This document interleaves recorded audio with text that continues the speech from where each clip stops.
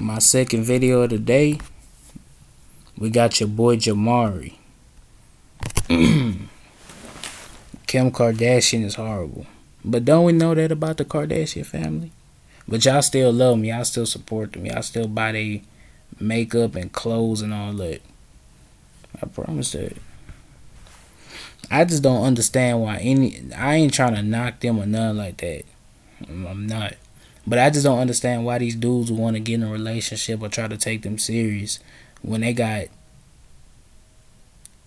multiple kids with all these dudes, especially these black artists. Kanye, Tristan Thompson, all of them. Travis Scott too. Don't forget about him. Includes Bruce Jenner, Lamar. I think the only one out of the Kardashian family that's doing alright is what's her name? Kendall. Yeah, I was about to say Kylie, but nah. Odom, and recently Kanye West, amongst many more. But few know the she's I feel like I've been saying this though, but I don't know them, but she's the only one that took a different approach than her sisters. The man who alleges to have his life ruined by the Kardashians, Bruce Jenner, three of the men who have fallen to the Kardashian empire. The list includes Bruce Jenner, and if you want to be real about it, the Kardashian family was already rich, but Kim just solidified them in the industry because of that whole sex tape with Ray J. I promise that. When that sex tape came out, it was over. Lamar Odom, and recently Kanye West, amongst many more. But few know the story of another man who alleges to have his life ruined by the Kardashians, the same family who will seemingly do anything for power, money, and social status. Today I'm here to tell you the story of David Libenson, who claims that Kim and her mother Kris What they do to you, David? Stole his idea right from under his nose. And then they turned around and used this idea to make profits in the millions of dollars. This is how Kim Kardashian ruined his life. To truly understand this story, you have to go back to 2014. Isn't it hard to believe that that was almost a decade ago? Things were a lot different back then, and social media specifically was really just beginning to hit its stride. And the idea of a social media influencer being something someone would seriously consider as a job was becoming more and more real by the day. In short, people of all ages were now spending more time than ever on their cell phones, and specifically on social media. And so at the time, the App Store might as well... The internet was progressing during that time. It was progressing.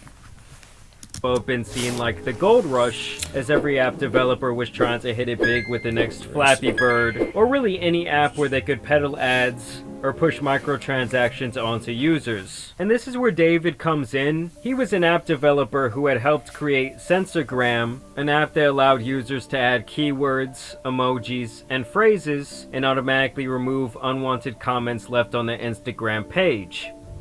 We had a pretty large following on Instagram, and we were having a hard time keeping up with our own feed. So what we did was we created an app named Sensorgram. We put on the App Store to help manage unwanted spam and bullying, hate from any social media comment in your feeds. Daniel claims that Kim was a big fan of this app, which would make sense considering celebrities would likely need automated comment moderation that Instagram did not yet have. Daniel claims that she was such a big fan, in fact, that she wanted to meet up with him to discuss a partnership that would make her the face of Sensorgram. Kim called. We had a phone, I think it was like a 40-minute phone call, and discussed many things, like how she wanted to get involved with something against bullying. And apparently that's exactly what they did. Daniel says they set up this meeting, and eventually after some time negotiating, agreed to a 60-40 split for Kim to represent the app. And he claims that during that meeting I know he was happy, I know he was excited, I bet he felt like, wow, we just struck gold today. The biggest woman in the industry, part of the biggest family in the industry, wants to work with us. I know they felt like they hit the jackpot. I promise that. When he pitched yet another idea that he coined as Kimoji, explaining knowing she was just gonna backstab him in the back. They loved the idea. Remember when I guess her son or whatever was on a Roblox game, and somebody had a picture of her, and it was about the sex tape with Ray J. And she started crying. She started calling Kanye and all that. She said she was gonna sue Roblox, a $1 billion company, because somebody on their platform had put that out there. I was like, come on now, hey. And we're all in on a 50-50 split. The concept was basically emojis or emoticons that centered around Kim Kardashian and her likeness. You had Chris in there, you had Kanye, you had Bruce, and basically everything else going on within the Kim Kardashian universe. You really have to understand that at the time the concept of emojis was still pretty novel, especially in the sense where you would use someone else's images to create these emoticons. And so Daniel says that both he and his business partners were elated by this meeting, as they felt like they had just struck gold, being that they would now be in partnership with one of the most famous people in the world, who was no stranger to selling her massive audience on various products. And it's crazy because it seemed like once they finally reached that peak of the mountaintop, this is when he says the nightmare actually began. But before that, I want to tell you guys about a nightmare that's a very, including that in every. Y'all go support. Check out on the win to go into like a couple minutes an image. He felt it would be appropriate to file the trademark together. And then a couple minutes after she allegedly confirmed that they had not filed this trademark, Daniel claims that Kim called him back demanding answers about who was Ryan and why was he spreading information about the business dealings that had been going on between the two parties, along with a couple of screenshots of text messages from his business partner that he had sent to an outside party, just basically saying that he was excited to work with the Kardashians. Basically, this guy Ryan had sent out a brag text, and whoever was on the receiving end of that text message was apparently very jealous and wanted to do everything that they can. Hey, you got people out there that'll ruin your career just like that, or ruin blessings you got coming to you just like that. We could say that his business partner was the reason they lost their app and lost their whole company and financial. They lost their biggest investment. Disrupt this business deal. And that's exactly what happened, as these screenshots were apparently enough ammunition to really put the ball back into the Kardashian court. A text message that apparently my partner Narayan had sent, supposed to have been private, to one of his friends, made its way to Jonathan Chebin, and Kim kept that in her pocket, I guess, to use against us because it breached her privacy, she said.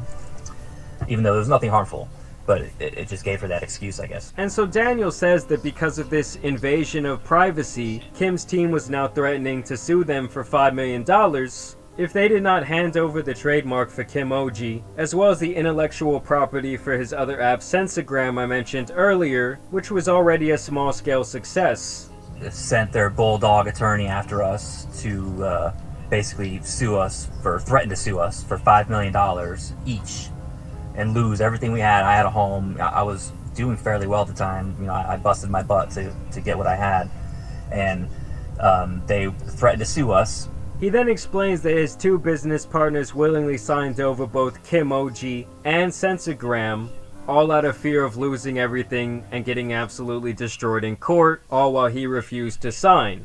And to make a long story short, Daniel claims that Kim went on to make millions of dollars off of the Kimoji app over the next few years. When it initially launched, it was receiving over 9,000 downloads each second, meaning they were apparently making over $1 million a minute from this venture. Do you use emojis? She hates emojis. No, I love emojis. You told me. You do? Well, it's a little dramatic for just an everyday text message situation. If Kourtney Kardashian thought regular emojis were too much, then she's going to hate Kimojis. Yes, Kim-ojis. Kim Kardashian has launched her own emoji app. All while Daniel went on to lose everything from his life savings to his house and even his family, as he claims he was put into hundreds of thousands of dollars in debt trying to take Kim Kardashian to court for both theft and fraud. He says she also intervened with his patent he had filed for a process that is still apparently being used. Yeah, that's crazy. You seen how fast they was quick to sign, but he wasn't ready. He wasn't ready to sign, or he was not going to sign. He was gonna take this all the way to court. And she probably was low key just trying to scare them into signing over everything dealing with Censor Out and all his other apps, investment apps.